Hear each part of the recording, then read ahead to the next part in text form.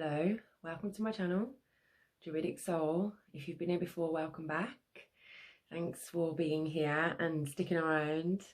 As you know, if you watched my last video, I haven't been too well recently, but thankfully the weekend I managed to get out and I had a trip down to an ancient stone circle called the Rollright Stone Circle, which is in the Cotswolds in the UK. It was about an hour and 20 minutes away from my home, so I'm quite surprised actually that I haven't visited this stone circle before. It just kind of slipped underneath my radar, but because I have been to Stonehenge and I've been to Avebury before, and they are both magnificent, even though at Stonehenge we couldn't actually physically touch the stones, but you can feel the energy. Well, mainly in the landscape I could feel it, but anyway, Rollright, I had to do a video about it because it's just amazing. The energy there is so phenomenal. It's so intense, and you know, people should know. People should go. You know, go and see this. But I didn't do a lot of recording because I wanted to actually enjoy the experience without my phone. So I just took a few videos. So I thought, okay, I'll do this little video alongside it. So I'm going to be talking a little bit, showing the video, and then talking a little bit more, just sharing my experiences. So yeah, I mean, when we got there, it was quite busy, to be fair. It was more busy than I expected. There was a guy in the middle playing the guitar, which was quite nice. It felt really ambient, you know, whatever the word is. And there was a guy with stage, you know, blessing the stones, or, you know, paying his respect to the stones, to the energies. And that was really good. There was a few families there. You know, it was nice. There was a nice vibe about the place before I even stepped into the stone circle. So yeah, and seeing it, it's like you don't expect it to be that big for a start. It is quite big. So we walked in, and you know, I took a few videos, walked around, and it was just, you know, like I say, I just wanted to enjoy it so much. But I've skipped forward ahead a little bit here. So when we first got there, we went over to the Kingstone first, which is like in Rollright. There's three stone, so there's three, basically it's a complex. So you've got three monuments, and you've got the Kingstone, which is situated on the left hand side of the dual carriageway, or depending which way you're coming up. And then the opposite side of the dual carriageway, you've got the Circle of the King's Men. And then about a 5-minute walk away, you've got the Whispering Knights. So we went to the Kingstone first, and just, there was just something so surreal about it. Like the stone just being there in that landscape was just, it just feels, I don't know, it's like it's meant to be there. It's there for that reason. So it just feels like it connects. It's like a connection sort of thing. So, and also there was like some weird vegetation growing around it that isn't growing anywhere else. It looked like cabbages. It weren't cabbages, but it was just surreal. And you know, I got my pendulum out, and I got my pendulum. Where is it? Here it is. This pendulum. I took my pendulum with me. I don't know if you can see that there. And I tested it, and I tested the energy, and oh my god, my pendulum spun 30 times the one way. It stopped, and then it spun again the other way. So obviously I didn't have my phone recording, and that just blew me away straight off from the off. But so I spent a bit of time around that. I've got a few pictures, you know. It was, you definitely feel an energy, like it was like a calming feeling. So then I spent a bit of time with the stone, walked upwards to see the landscape, because it's like, it's situated on like a mound. So you can see literally the whole landscape. So you just feel so connected, like it would be where the king would stand to see the land. And there is actually a lot of stories about that, about there was a King Rollo, and a witch turned him and the knights into stone and stuff like that. But that came like in like the 1800s, the 19th century. So, and the stones have been there for centuries, you know. Like apparently the orthodox dating of the stones is like, well, I think that's the Whispering Nights, because that's the oldest monument there, but we'll talk about that a little bit further along. It's like 3,600, but if you actually look at the stones, they look so much older than that. Like, they look older than the pyramids. They look older than, they look the same as Karahan Tepe. I don't know if anybody's heard of that, but that, and it looks the same. It looks coralized, like as if it's been underwater for a very long time. This is the King's Stone, the Rollright stones. This is just across the way, over the dual carriageway. There we go. There's a bit of information there about what it is. You can see there's a path, a natural stone path that leads you up, and it looks like it's situated on a mound compared to where you walk in. It's on elevated ground.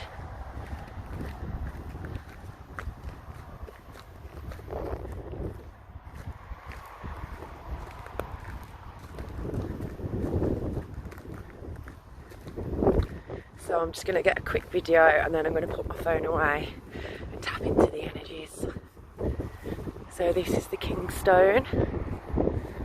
As you can see, it's surrounded by a metal fence. It's absolutely incredible.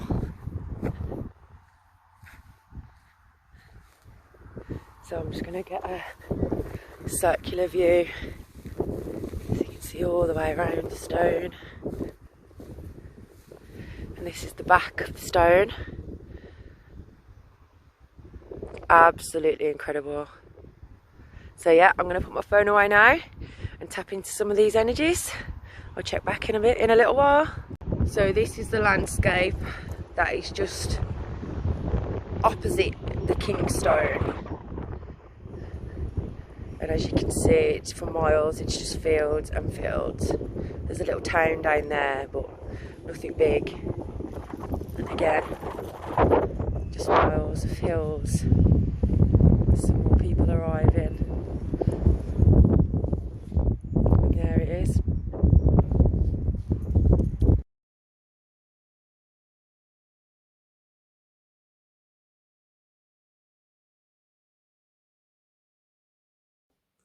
So now I'm going to show the video of the stones. I'll put a few pictures in there, and then I will resume this little video and talk about some of the things that I experienced there, and then we'll move on to the Whispering Nights. Okay, so I've now entered the Rollright ring,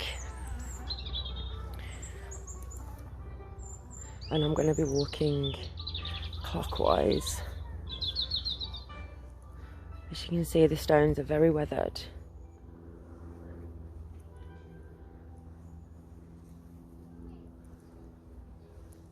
And they're just magnificent. They really are.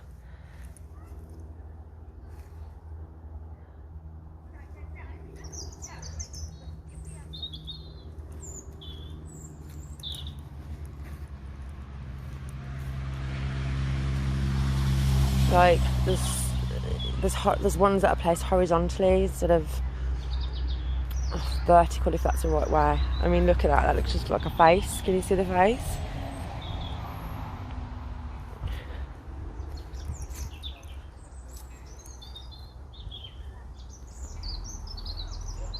Incredible. This is probably the biggest one in width across. Bring it back if you can see that.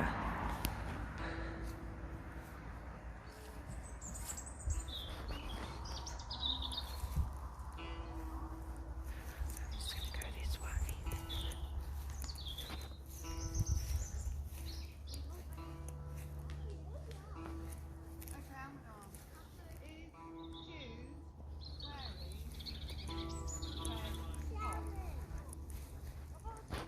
These ones, but they are all the same stone anyway.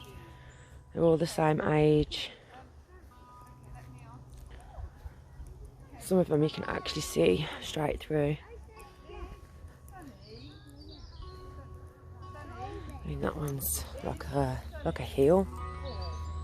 And it just comes out. that far. And another one again, that's quite tall. It's quite flat. It looks like, you know, it looks like it's been underwater almost.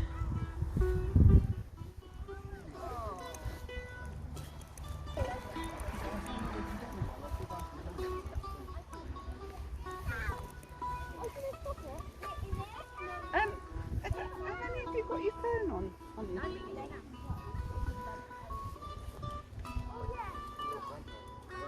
This one's quite pointed at the top, and as you can see, there's the hole right through that. I don't know if you can see it on the camera, where you can see into the landscape.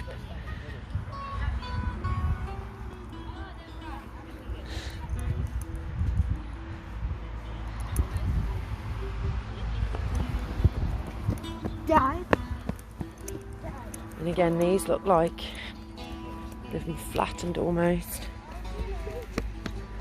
Yeah, you want to ask a question? Yeah. Which way's north?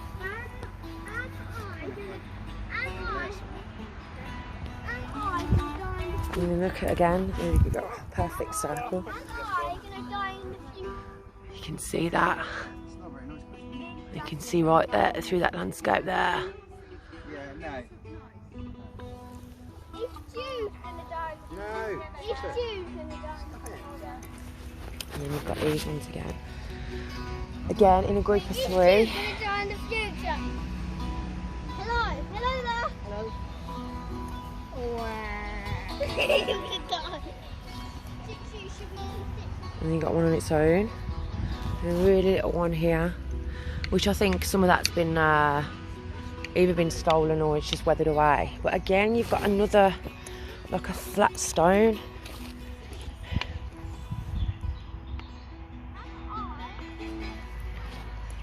And it's mad how they're all shaping, they're all facing different directions. Like there's no significant, they're not pointing anywhere apart from up.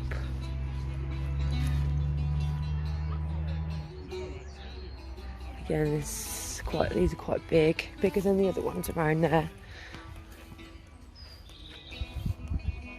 They're not in any kind of order, apart from in a circle.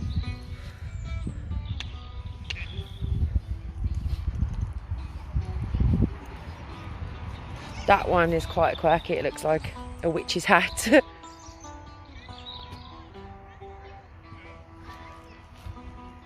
And again, you've got these little, we're coming back to the start of the circle now. You see how weathered they are, the tiny little holes. It looks like coral, doesn't it, underneath the water?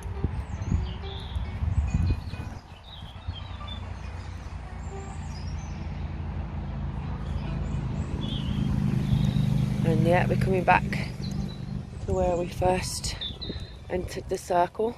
And there's some offerings there on the tree, some ribbons, people paying their respects. So yeah, I'm just gonna do a little, this is the circle. It is still intact in a full circle. So yeah.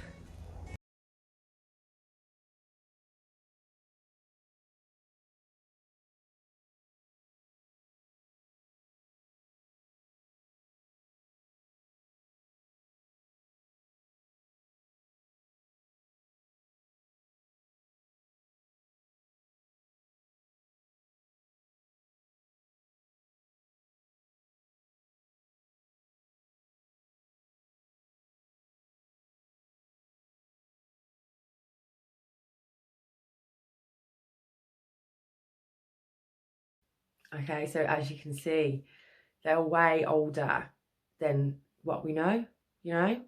Stuff just keeps getting older. And Maria Wheatley is amazing. She's done an amazing video on this on Megalithic Mania. You know, that's where I get most of my information from them. They drive me to search for the answers. Hugh Newman, Andrew Collins, Graham Hancock. Obviously, if you don't know who they are, please check them out. You know, they can explain this way better than me. But I'm just putting it out there, you know, as a normal person. So everybody, you don't have to be, you know, you don't have to have a degree to understand this stuff, to feel the energies. You can connect with them yourself. Everybody can connect with these energies, you know. That's what they're here for. Or, you know, to help you sway from bad energies, you know, just tap it in. And what I noticed was, we was walking around the circle, just walking around, you know, I walked around that circle, I don't even know, I lost count. And because, you know, walking, because they all look different, they're not one of them is the same. So you're just looking for things, you know, the little holes that was in the stones, perfect holes. I was looking through all of them, you know. So we was walking around chatting, and before we know it, no, we didn't plan to do this. We was literally nearly in the middle of the stone circle, and I stopped and I looked at my partner and I was like, oh my God, we're like literally in the middle of the circle and we never planned to do it. We followed the current, because apparently if you take 4 steps into the circle, basically it's like power of manifestation. A lot of manifestations happen in that circle, and it's because of the energy bands. That's what a concentric circle does. I can't remember the name, what it actually is now, but that's the power of it, you know. And a circle has always been powerful. So, you know, just like the stones have got bands, the stone circle too has energy bands. So we, without knowing it, was following the bands. You know, it was mad, because I didn't even know this till afterwards, till we got back, because obviously I was like, wow, because the energies that I felt, they were so intense, I needed to just quickly research and just be like, okay, whoa. And then it all made sense, because as you'll see in this next video that I'm going to show, we walked down to the Whispering Nights, which is about a 5-minute walk. It's literally straight down a path. It's been gridded, so if it gets muddy and stuff like that. So you walk down the path, and then they're just there, excuse me, and then they're just there. And it's so calming. Like, my partner was sitting on the bench, just lying down, chilling, you know, just literally like we could have stayed there all day. The whole time we was there as well, we never had no concept of time. We never asked each other time. Once we didn't, it just, you know, it was just like it didn't exist. It was just like time didn't matter. And I touched the stones, spent a lot of time there. There was loads of offerings left, as you'll see. There was a straw man, and it was intense. I literally shut my eyes and I was just chilling for ages. And this lady came over, and then obviously it disturbed me, and it was just like, whoa. I felt like I'd been, you know, I could have literally fell asleep. But I noticed that when I was standing there, I was so aware of that king stone. I even said to my partner, I'm sure you can hear it on the video, like, I feel like I'm connected to the king stone. Now, I didn't know this until I got back, when I actually watched Maria Weekly's video on this, on Megalithic, which you go and check out. I'll actually leave a link in this video. There's actually aerial energy that these stones are producing. So the king stone is like, it's sending, and I could have got this mixed up to there. And the Whispering Nights is like a beacon stone. So now, without me even knowing it, I was there and I was so aware of that stone. Now, I wasn't aware of the stone circle, like that was gone to me. But I was so aware of that king stone. Now, don't forget, it's across a dual carriageway, so I can't see it, I'm not aware of it. But all I could think about and feel was the energy from the king stone. So that was mad that I picked that up. But I did, honestly, genuinely pick that up. And also I got my pendulum out, and I felt the energies again, the same thing, you know, spinning 30 times one way, then it would stop itself and spin the other way, and it would just continue doing that. It would just continue doing it. So, you know, it was pretty incredible. It was an incredible experience. And like, when you see them for yourself, it just sparks so much wonder in your mind, because there's no way that they're only like 3,000 years old, 2,000 years old, whatever. There's no way. They look like they've been underwater. So to me, I think they was here before the Younger Dryas. There's just too much, like, it's just mind-blowing. And the energy of the stones as well is so intense that stones, and I don't know whether it's the stones or it's a stone circle or it's a combination of the aerial triangulation, what's going on, but it is pretty intense. And we both said to each other we need to come at night, because I feel like it'll be more intense at night time. And then I did find out that the two main stones of where you walk in, oh god, I can't remember the actual name of it now, but it's like an entrance, they are facing towards the moon, so it does have that feel about it, you know. And if you tapped in, you'll know it's definitely for the moon, you know. It's pretty incredible, to be fair. It's blown my mind. And like I say, I've been Stonehenge, I've been Avebury, but there's just something about Rollright that is it's just blown my mind. So I just want to go on even more stone circle quests now, and you know, and just see, okay, is Rollright the one? Because so far it's top on my list. So yeah, I'm going to show a few more videos now, a few pictures, and then I'll come back to say goodbye. So thank you. So yeah, I've just got a bit closer to the stone circle. I'm just going to show you a bit of that landscape. So it is situated about a 5-minute walk away from the circle that we've just been to.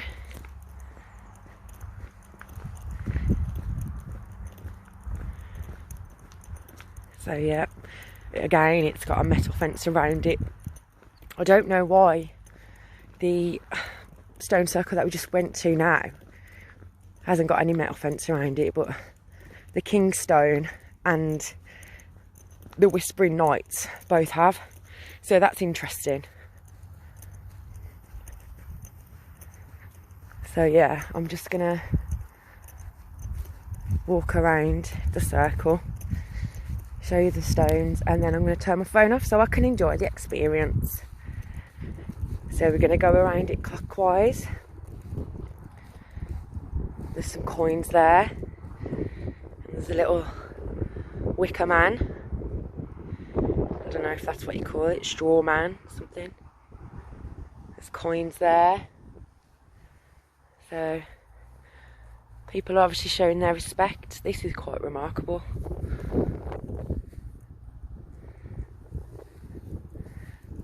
They're grouped together, you know, signify something.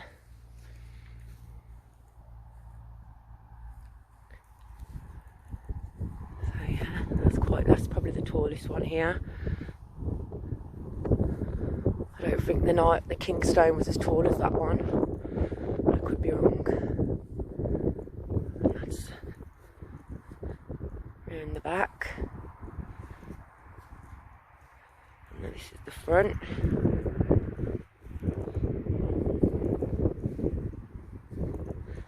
So yeah.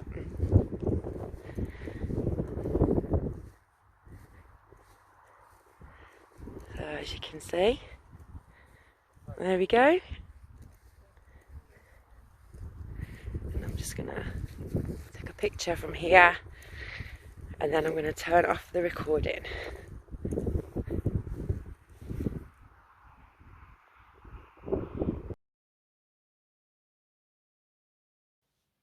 So yeah, the Whispering Knight's pretty impressive, you know. And apparently years ago, like when it was first discovered, they was a bit further apart. So I can't remember the guy now that stood in the middle, but apparently the energies was insane. The only thing obviously is that the two, the King Stone and the Whispering Knights, have got that iron cage around it. You know, you can think of that as what you will. Apparently it was to stop people taking things off the stone, you know, but I think it's got something to do with the energies. I really do. But I'm glad that there isn't a metal cage around the main stone circle anyway.